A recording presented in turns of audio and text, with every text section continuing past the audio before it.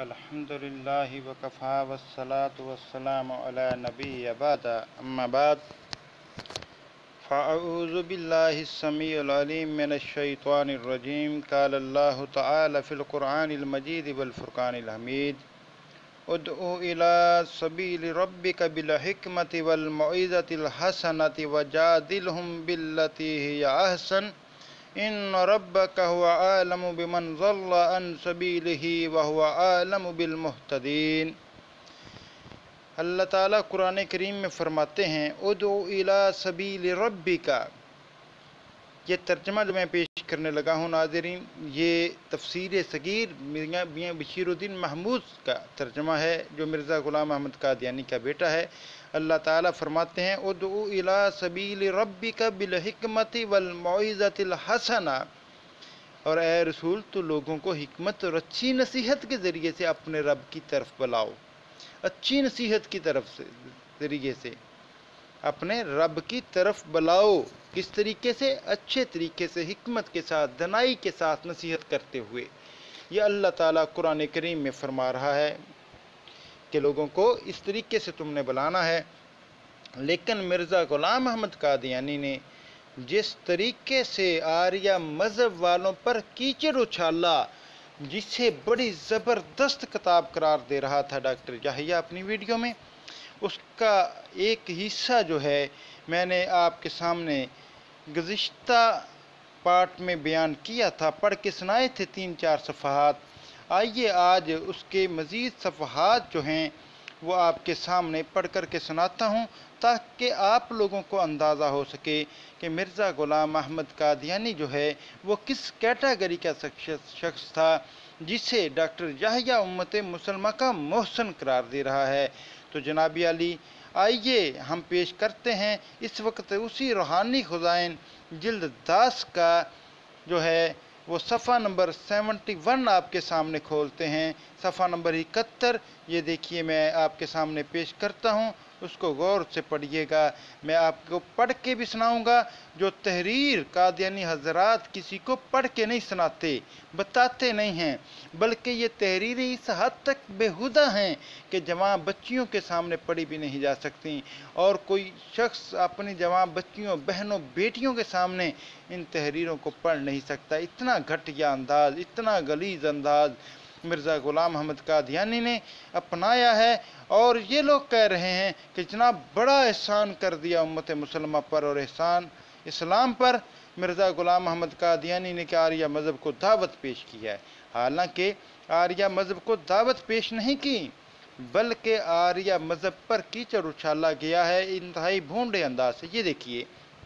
ये आपके सामने ये सफ़ा नंबर 75 है, रूहानी ख़ज़ाइन की जिल्द का सफ़ा नंबर 75 खुला हुआ है, जिसके अंदर एक नज़म लिखी हुई है मिर्ज़ा ग़ुलाम अहमद कादियानी ने। यहाँ पर इस नज़म के हवाले से एक और बात भी मैं आप भाइयों के सामने पेश करना चाहता हूँ कि मिर्ज़ा ग़ुलाम अहमद कादियानी ने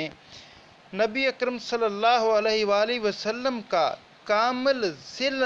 होना अपने आप को ठहराया। कहता है कि मैं नबी सल्लल्लाहु अलैहि वसल्लम का कामिल ज़िल हूँ, मुझ में और नबी सल्लल्लाहु अलैहि वसल्लम के दरमियान कोई फ़र्क नहीं है। बल्कि यहाँ तक लिखा है अपनी किताब खुतबा इल्हामिया के अंदर कि जिसने मुझ में और मोहम्मद रसूल सल्लल्लाहु अलैहि वसल्लम में कोई फ़र्क किया उसने मुझे नहीं पहचाना। और इसी तरह कलमतुल फ़सल में मिर्ज़ा ग़ुलाम अहमद कादियानी के बेटे मिर्ज़ा बशीर अहमद से किसी ने सवाल किया कि तुमने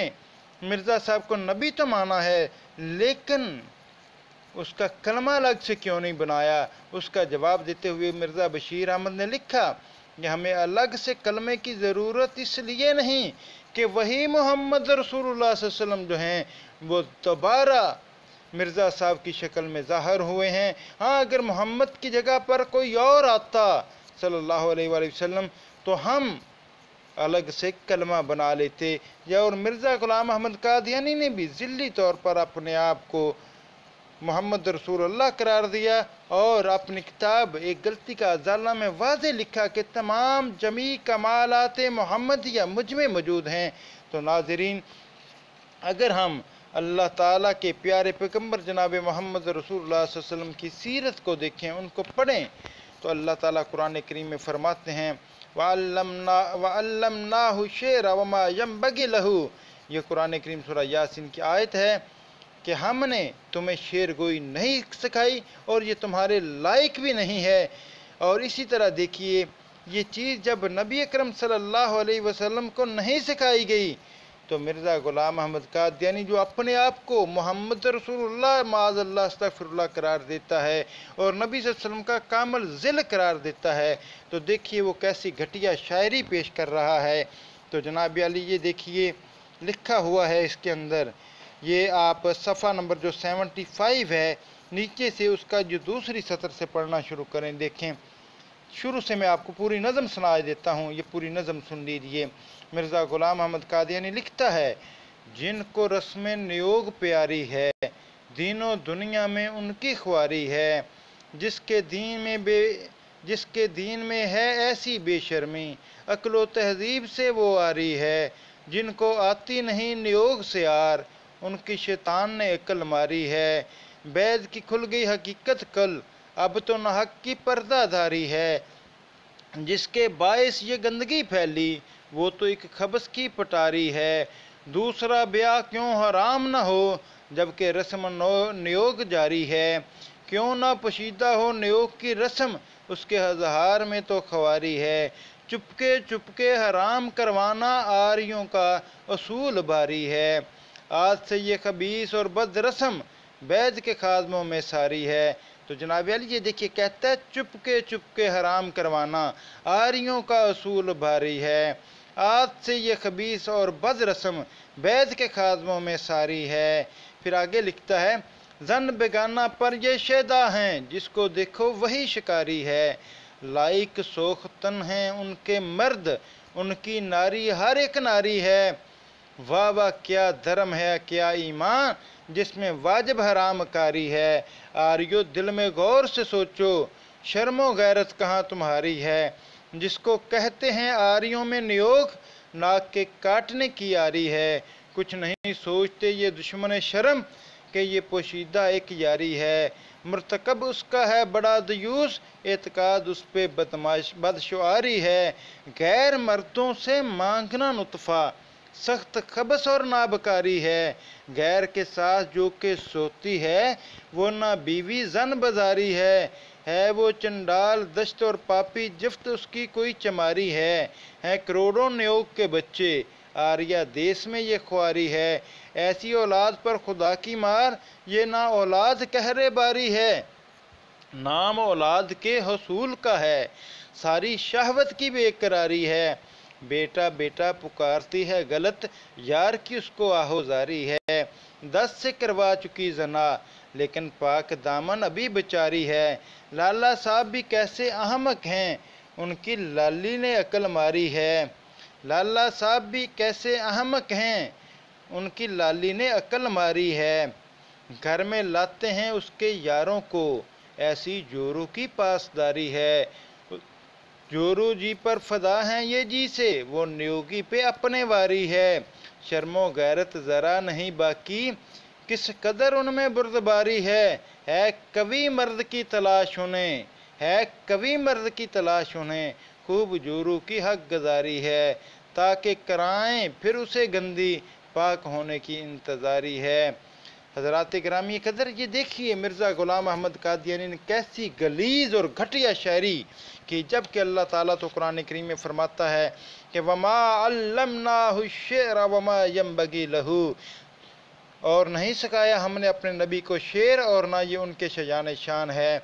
اور یہ بات جو نبی صلی اللہ علیہ وسلم کے شجان شان نہیں ان کا کامل ذل ہونے کا مدعی کیسی گھٹیا شاعری کر رہا ہے۔ جب ایسی گھٹیا انداز سے ایسے گھٹیا طرز عمل سے آریہ مذہب کو پر کیچڑ اچھالا گیا، ان کے جذبات کو مشتعل کیا گیا، تو انہوں نے جواب پر نبی اکرم صلی اللہ علیہ وسلم کی ذات پر جو ہے تہمتیں لگانا شروع کر دیں، اسلام کے بارے میں کیچڑ اچھالنا شروع کر دیا۔ یہ کردار مرزا غلام احمد قادیانی کا ہے۔ تو ناظرین ڈاکٹر یحییٰ صاحب نے ہمیں قرار دیا ہے کہ جناب یہ عیسائیوں کے ساتھ بھی بڑے مناظرے اور مباحثے کیے ہیں مرزا غلام احمد قادیانی نے۔ تو آئیے ان مناظروں اور مباحثوں کو بھی ایک جھلک آپ کے سامنے پیش کرتا ہوں کہ عیسائیت کے بارے میں مرزا غلام احمد قادیانی نے جو کچھ لکھا ہے وہ کس مقصد کے لیے لکھا ہے، کس وجہ سے لکھا ہے۔ تو جناب عالی، ہم مرزا غلام احمد قادیانی کی زبان سے ہی وہ چیزیں انشاءاللہ آپ کے سامنے پیش کریں گے کہ مرزا غلام احمد قادیانی خود کیا کہتا ہے اس بارے میں کہ اس نے جو عیسیٰ علیہ السلام کے بارے میں بد زبانی کی، عیسائیوں کے بارے میں جو کچھ لکھا، وہ کس وجہ سے لکھا اور اس کا سبب کیا تھا، اس کی وجہ کیا تھی۔ کیا اس نے دین اسلام کے لیے لکھا یا پھر مسلمان جو کہ عیسائیوں کے اخبارات، ان کے اندر جو نبی صلی اللہ علیہ وسلم کی نبی صلی اللہ علیہ وسلم کے بارے میں جو بد زبانی اور بد کلامی کی گئی تھی، اس کے اوپر مشتعل ہو گئے تھے، اس کے بارے میں لکھا، اس کے جذبات کو جو ہے مشتعل جو ہو چکے تھے ان کو ٹھنڈا کرنے کے لیے لکھا ہے۔ یہ ابھی آپ کے سامنے اس کی تفصیل مرزا غلام احمد قادیانی کی زبان سے ہی پیش کرتا ہوں۔ یہ روحانی خزائن کی جلد 15 ہے، صفحہ نمبر 490 اور 91 ابھی آپ کے سامنے انشاءاللہ پیش کرتا ہوں۔ تو سارے احباب یہ دیکھیے گا توجہ سے کہ مرزا غلام احمد قادیانی نے خود یہ بات واضح کی، خود اس بات کو بیان کیا کہ اس نے عیسائیوں کے خلاف جو کتب لکھی ہیں وہ کس مقصد کے لیے لکھی ہیں، ان کا نقطہ نظر کیا تھا اور اس سے وہ کیا چاہتا تھا، اس کے کیا مقاصد تھے۔ کیا اسلام کا دفاع مقصود تھا یا عیسائی پادریوں کا دفاع مقصود تھا، جو کہ مرزا غلام احمد قادیانی کے آقا تھے، جن کا وہ خود کاشتہ پودا تھا۔ تو کیا تھا یہ سارا، انشاءاللہ یہ آپ کے سامنے جناب علی روحانی خزائن کی جلد 15 ہے اور اس کا صفحہ نمبر 490 اور 91 جو ہے میں آپ کے سامنے پیش کرنے لگا ہوں۔ یہ دیکھیے، یہ صفحہ نمبر جو ہے روحانی خزائن جلد 15 کا صفحہ نمبر 90 آپ کے سامنے لکھا ہوا ہے۔ جناب علی یہ پہلی سطر سے ہی مرزا غلام احمد قادیانی لکھتا ہے کہ اور میں اس بات کا بھی اقراری ہوں کہ جبکہ بعض پادریوں اور عیسائی مشنریوں کی تحریر نہایت سخت ہو گئی اور حد اعتدال سے بڑھ گئی، اور بالخصوص پرچہ نور افشاں میں جو ایک عیسائی اخبار لدھیانہ سے نکلتا ہے، نہایت گندی تحریریں شائع ہوئیں اور ان مؤلفین نے ہمارے نبی صلی اللہ علیہ وسلم کی نسبت نعوذ باللہ ایسے الفاظ استعمال کیے کہ یہ شخص ڈاکو تھا، چور تھا، زناکار تھا، اور سدھا پرچوں میں یہ شائع کیا کہ یہ شخص اپنی لڑکی پر بدنیتی سے عاشق تھا اور بائیں ہمہ جھوٹا تھا اور لوٹ مار اور خون کرنا اس کا کام تھا۔ تو مجھے ایسی کتابوں اور اخباروں کے پڑھنے سے یہ اندیشہ دل میں پیدا ہوا کہ مبادا مسلمانوں کے دلوں پر جو ایک جوش رکھنے والی قوم ہے، ان کلمات کا سخت اشتعال دینے والا اثر پیدا ہو، تب میں نے ان جوشوں کو ٹھنڈا کرنے کے لیے، پھر سے یہ فقرہ سنیے گا، کہتا ہے کہ جب عیسائیوں نے نبی صلی اللہ علیہ وسلم کے بارے میں یہ سب کچھ لکھا اخباروں کے اور پھر یہ سب کچھ پڑھنے سے دل میں یہ اندیشہ پیدا ہوا کہ مبادہ مسلمانوں کے دلوں پر جو ایک جوش رکھنے والی قوم ہے، ان کلمات کا سخت اشتعال دینے والا اثر پیدا ہو، تب میں نے ان جوشوں کو ٹھنڈا کرنے کے لیے اپنی صحیح اور پاک نیت سے یہی مناسب سمجھا کہ اس عام جوش کے دبانے کے لیے حکمت عملی یہی ہے کہ ان تحریرات کا کسی قدر سختی سے جواب دیا جائے تا سریع الغضب انسانوں کے جوش فرو ہو جائیں اور ملک میں کوئی بے امنی پیدا نہ ہو۔ تب میں نے بمقابل ایسی کتابوں کے جن میں کمال سختی سے بد زبانی کی گئی تھی، چند ایسی کتابیں لکھیں جن میں کسی قدر بالمقابل سختی تھی، کیونکہ میرے کانشنس نے قطعی طور پر مجھے فتویٰ دیا کہ اسلام میں جو بہت سے وحشیانہ جوش والے آدمی موجود ہیں، ان کے غیظ و غضب کی آگ کو بجھانے کے لیے طریق کافی ہوگا، کیونکہ عوض معاوضہ کے بعد کوئی گلہ باقی نہیں رہتا۔ سو یہ میری پیش بینی کی تدبیر صحیح نکلی اور ان کتابوں کا یہ اثر ہوا کہ ہزارہا مسلمان جو پادری عماد الدین وغیرہ لوگوں کی تیز اور گندی تحریروں سے اشتعال میں آ چکے تھے، یک دفعہ ان کے اشتعال فرو ہو گئے کیونکہ انسان کی یہ عادت ہے کہ جب سخت الفاظ کے مقابل پر اس کا عوض دیکھ لیتا ہے تو اس کا وہ جوش نہیں رہتا۔ بائیں ہمہ میری تحریر پادریوں کے مقابل پر بہت نرم تھی، گویا کچھ بھی نسبت نہ تھی۔ ہماری محسن گورنمنٹ خوب سمجھتی ہے کہ مسلمانوں سے یہ ہرگز نہیں ہو سکتا کہ اگر کوئی پادری ہمارے نبی صلی اللہ علیہ وسلم کو گالی دے تو ایک مسلمان اس کے عوض میں حضرت عیسیٰ علیہ السلام کو گالی دے، کیونکہ مسلمان کے دلوں میں دودھ کے ساتھ ہی یہ اثر پہنچایا گیا ہے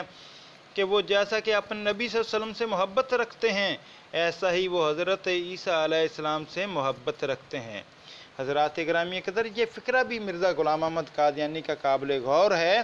جس میں اس نے واضح لکھا اور صحیح بات لکھی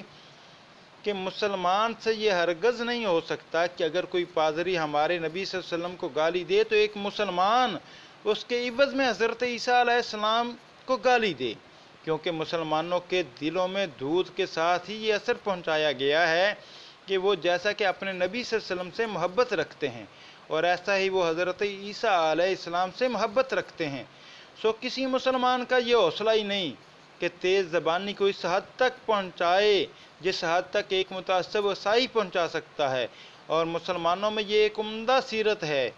جو فخر کرنے کے لائق ہے کہ وہ تمام نبیوں کو جو حضرت صلی اللہ علیہ وسلم سے پہلے ہو چکے ہیں ایک عزت کی نگاہ سے دیکھتے ہیں، اور حضرت مسیح علیہ السلام سے بعض وجوہ سے ایک خاص محبت رکھتے ہیں جس کی تفصیل کے لیے اس جگہ موقع نہیں۔ تو جناب عالی انشاءاللہ میں اس تحریر کو پیش کرنے کے بعد آپ کو بتاؤں گا کہ مرزا غلام احمد قادیانی نے سیدنا عیسیٰ علیہ السلام کے بارے میں کیا کیا بد زبانیاں کیں، کیا کیا گالی گلوچ کی اور کیا کیا الزامات اور بہتانات ان پر لگائے جو کوئی مسلمان نہیں لگا سکتا تھا بقول مرزا غلام احمد قادیانی کے۔ تو آپ لوگوں کو پتہ چلے گا کہ مرزا غلام احمد قادیانی مسلمان نہیں تھا، اسی وجہ سے اس نے عیسیٰ علیہ السلام پر یہ الزامات لگائے، کیونکہ اسی کی تحریر کے مطابق جو ہے کہ کوئی مسلمان یہ حرکت نہیں کر سکتا، کتنا بھی گرا ہوا مسلمان ہو وہ یہ حرکت نہیں کر سکتا کہ سیدنا عیسیٰ ابن مریم علیہ السلام کے بارے میں گھٹیا زبان استعمال کرے، غلط الفاظ استعمال کرے، کیونکہ ان کے ساتھ اسلام میں شروع سے یہ چیز پیدا ہے کہ ان کے ساتھ ایک خاص محبت ہوتی ہے عیسیٰ علیہ السلام کے ساتھ بھی، کیونکہ وہ نبی ہیں اور ہر نبی کی حرمت کی پاسداری کرنا اسلام ایک مسلمان کا شیوا ہے۔ مرزا غلام احمد قادیانی اپنی ہی تحریر سے یہ ثابت کرتا ہے کہ وہ مسلمان نہیں تھا، یہی وجہ ہے کہ اس نے سیدنا عیسیٰ علیہ السلام کے بارے میں بیہودہ بکواسات کی، ان پر الزامات لگائے۔ انشاءاللہ وہ آگے آپ کو پیش کروں گا اسی تحریر کے بعد اس کی تحریروں سے۔ تو آگے مرزا غلام احمد قادیانی لکھتا ہے کہ سو مجھ سے پادریوں کے مقابل پر جو کچھ وقوع میں آیا یہی ہے کہ حکمت عملی سے بعض وحشی مسلمانوں کو خوش کیا گیا، اور میں دعوے سے کہتا ہوں کہ میں تمام مسلمانوں میں سے اول درجہ کا خیر خواہ گورنمنٹ انگریزی کا ہوں، کیونکہ مجھے 3 باتوں نے خیر خواہی میں اول درجہ پر بنا دیا ہے۔ اول والد مرحوم کے اثر نے، دوم اس گورنمنٹ عالیہ کے احسانوں نے، تیسرے خدا تعالیٰ کے الہام نے۔ تو حضرات گرامی قدر یہ آپ کے سامنے میں نے روحانی خزائن کی جلد 15 صفحہ نمبر 490 اور 91 کی تحریر پڑھ کر کے سنائی ہے۔ اب میں اسی آریہ دھرم سے ہی جو مرزا غلام احمد قادیانی نے اخبار عام کا اشتہار پیش کیا ہے قانون دکھائی کے حوالے سے، اسی سے آپ کے سامنے ثابت کروں گا کہ انگریز فوجی جو تھے وہ ہندوستانی مسلمان اور غیر مسلم عورتوں کو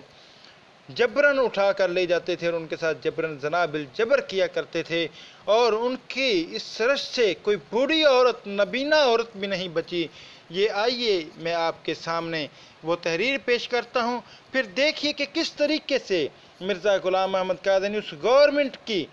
جو ہے وہ احسانات کا بدلہ اور اس کی اطاعت کا ہمیں حکم دیتا ہے۔ کہتا ہے ان کے احسانوں نے، تیسرے خدا تعالیٰ کے الہام نے، کہ اللہ تعالیٰ نے مجھے الہام کیا کہ گورنمنٹ برطانیہ کی عیسائیوں کی اطاعت کرنی ہے، اور نبی صلی اللہ علیہ وسلم کے بارے میں یہ بھی ثابت کر دیا اسی کی تحریر سے کہ نبی اکرم صلی اللہ علیہ وسلم کے دفاع میں نہیں، اسلام کے دفاع میں نہیں، جو عیسائیوں کے خلاف لکھا یا سیدنا عیسیٰ علیہ السلام کے بارے میں اس نے لکھا ہے، نہ تو وہ اسلام کے دفاع میں ہے، نہ مسلمانوں کے دفاع میں ہے، نہ نبی صلی اللہ علیہ وسلم کے دفاع میں ہے، بلکہ وہ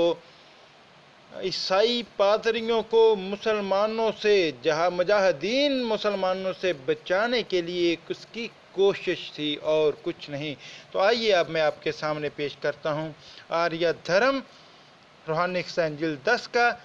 جو ہے وہ اشتہار، جس کے اندر یہ واضح طور پہ لکھا ہوا ہے، یہ دیکھیے،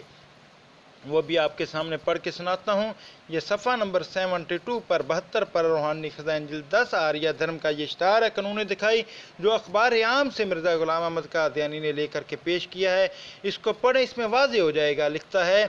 کہ وزارت کے تبدیل ہوتے ہی ولایت کے نامور اور سربراہ آوردہ اخبار ٹائمز نے جس زور و شور سے قانون دکھائی کو پھر جاری کرنے کے سلسلہ جنبانی کی ہے، وہ ناظرین پر ظاہر کی جا چکی ہے۔ کنسرویٹو وزارت سے جو سرکاری عہدے داران کی رائے کو ہمیشہ بڑی وقت سے دیکھتی ہے، امید ہو سکتی ہے کہ ضرور اس معاملہ پر اچھی طرح غور کرے گی، کیونکہ اس قانون کی منسوخی کے وقت سر جارج وائٹ صاحب کمانڈر ان چیف افواج ہند نے جو پرزور مخالفانہ رائے ظاہر کی تھی، وہ اس قابل ہے کہ ضرور کنسرویٹو گورنمنٹ اس پر توجہ کرے۔ گورنمنٹ ہند بھی اس قانون کے منسوخ کرنے پر رضامند نہ تھی۔ بس ان واقعات کی روح سے پورے طور پر خیال ہو سکتا ہے کہ قانون دکھائی پھر جاری کیا جاوے۔ اس میں شک نہیں ہے کہ قانون دکھائی کے منسوخ ہونے کے دن سے گورا سپاہیوں کی حالت بہت خراب ہو گئی ہے۔ دیکھا جاتا ہے کہ برٹش کے بہادر سپاہی بازاروں میں عاشقی مریض فاحشہ عورتوں کے ساتھ خراب ہوتے پھرتے ہیں، جس کا نتیجہ حسب رائے کمانڈر ان چیف صاحب بہادر بہت خوفناک نکلنے کی امید ہے۔ ہمیں افسوس ہے کہ سرکاری طور پر ہم اس بات کی خبر نہیں ملی کہ سال 1894 میں کتنے گورے سپاہی مرض عاشق میں مبتلا ہوئے۔ گو مخالفان قانون دکھائی نے مہم چترال کی گورا فوج کی صحت کو دیکھ کر نہایت مسرت ظاہر کی تھی اور کہا تھا کہ معیدان قانون دکھائی کی یہ رائے کہ اس قانون کے منسوخ ہونے سے تمام گورا سپاہ مرض عاشق وغیرہ میں مبتلا ہو جائے گی، غلط ٹھہرتی ہے، مگر یہ واقعہ اس قابل نہیں ہے کہ جس سے تشفی ہو سکے، کیونکہ مہم چترال میں چیدہ اور تندرست جوان بھیجے گئے تھے، نیز لڑائی اور جنگلی ملک کی وجہ سے وہ کہیں خراب ہو کر بیمار نہیں ہو سکتے تھے۔ اس امر کا دہرانا ضروری نہیں کہ گورے سپاہی چونکہ بالکل کم تعلیم یافتہ اور دیہاتی نوجوان ہیں، نیز بوجہ گوشت خور ہونے کے وہ زیادہ گرم مزاج ہیں، اس لیے ان سے نفسانی خواہش روک کے رکھنے کی امید رکھنا محض لا حاصل ہے۔ قانون دکھائی کے جاری ہونے کے دنوں ہر ایک گورا پلٹن کے لیے قصبی عورتیں ملازم رکھی جاتی تھیں، جن کا ہمیشہ ڈاکٹری معائنہ ہوتا رہتا تھا، اور تمام گورا لوگوں کو ان ملازم رنڈیوں کے علاوہ اور جگہ جانے کی بھی شاید ممانعت تھی۔ اس طریق سے ان کی صحت میں کسی قسم کا خلل واقع نہیں ہوتا تھا۔ نیز اس طریق سے بند ہونے کی وجہ سے اور بھی کئی ایسی وارداتیں ہوئی ہیں جن سے اہل ہند کی طرف سے بہت ناراضی پھیلی جاتی ہے۔ یہ اگلی بات غور سے سنیے گا، جن میں سے میاں میر کا مقدمہ زنا بالجبر جو گورا سپاہیوں کی طرف سے ایک بدصورت بڈھی اور اندھی عورت سے کیا گیا تھا، قابل غور ہے۔ ناظرین، اسی اشتہار میں یہ لکھا جا رہا ہے، یہ دیکھیے پھر سے سنیے کہ جن میں سے میاں میر کا مقدمہ زنا بالجبر جو گورا سپاہیوں کی طرف سے ایک بدصورت بوڑھی اور اندھی عورت سے کیا گیا تھا، قابل غور ہے۔ یعنی کہ ان انگریزوں سے بدصورت بدشکل بوڑھی اور اندھی عورت بھی محفوظ نہ رہی، اس کے ساتھ بھی جبرن زیادتی کی گئی۔ پھر ایسا ہی ایک واقعہ مدراس کے صوبہ میں ہوا، جہاں ایک ریلوے پھاٹک کے چوکیدار نے ہندوستانی عورتوں کی عفت بچانے میں اپنی جان دے دی تھی۔ اگر چندے گورے سپاہیوں کے لیے انتظام سرکاری طور پر نہ کیا گیا تو علاوہ اس کے تمام فوج بیماری سے نکارہ ہو جائے گی۔ ملک میں بڑی بھاری بددلی پھیلنے کا اندیشہ ہے، اور یہ دونوں امور قیام سلطنت کے لیے غیر مفید ہیں۔ اس وقت جب کہ قانون دکھائی کو پھر جاری کرنے کی کوشش کی جا رہی ہے، ہمیں یہ ظاہر کر دینا نہایت ضروری ہے کہ اگر اب پھر قانون مذکور جاری کیا جاوے تو گورنمنٹ ہند اور خصوصاً کمانڈر ان چیف افواج ہند کو یہ بھی ضرور انتظام کرنا چاہیے کہ بجائے ہندوستانی عورتوں کے یورپین عورتیں ملازم رکھی جائیں، کیونکہ قانون دکھائی کے متعلق ہندوستانی اور انگریز مخالفین کا سب سے بڑا اعتراض یہی تھا کہ ہندوستان کی غریب عورتوں کو، اعتراض سنیے، ہندوستان کی غریب عورتوں کو دلالہ عورتوں کے ذریعے سے اس فحش ملازمت کی ترغیب دی جاتی ہے اور بعض اوقات نہایت کمینہ فریبوں سے اچھے گھروں کی یتیم لڑکیوں کو اس پیشہ کے لیے مجبور کیا جاتا ہے، اور یہی وجہ تھی جس سے ہند کے بہت سے باشندگان نے قانون دکھائی کی منسوخی میں معمول سے بڑھ کر انٹرسٹ لیا تھا۔ حضرات گرامی قدر، یہ دیکھیے مرزا غلام احمد قادیانی کی کتاب، اسی نے یہ اشتہار عام اخبار سے درج کیا جس میں واضح طور پہ بتایا گیا ان جو گورے سپاہی تھے جن کو یہ اپنا موشن مانتا ہے، ان کے دست برد سے بوڑھی اور اندھی عورت بھی محفوظ نہ رہی، اور اسی طرح دیگر عورتیں بھی محفوظ نہیں تھیں، اور ہندوستانی عورتوں کو دلالہ عورتوں کے ذریعے تھے جو یتیم بچیوں کو دھوکہ دے کر کے ان جگہوں پر لے جایا جاتا رہا، یعنی کہ بدکاری اور فحاشی پر ابھارا جاتا رہا۔ پھر آگے دیکھیے کیا لکھتا ہے اس اشتہار میں، قانون دکھائی سے کہ مقرر اجراء کی کوشش محض اس غرض سے کی جاتی ہے کہ گورا سپاہیوں کی خواہش نفسانی کو پورا کرنے کے لیے سرکاری طور پر انتظام کیا جاوے،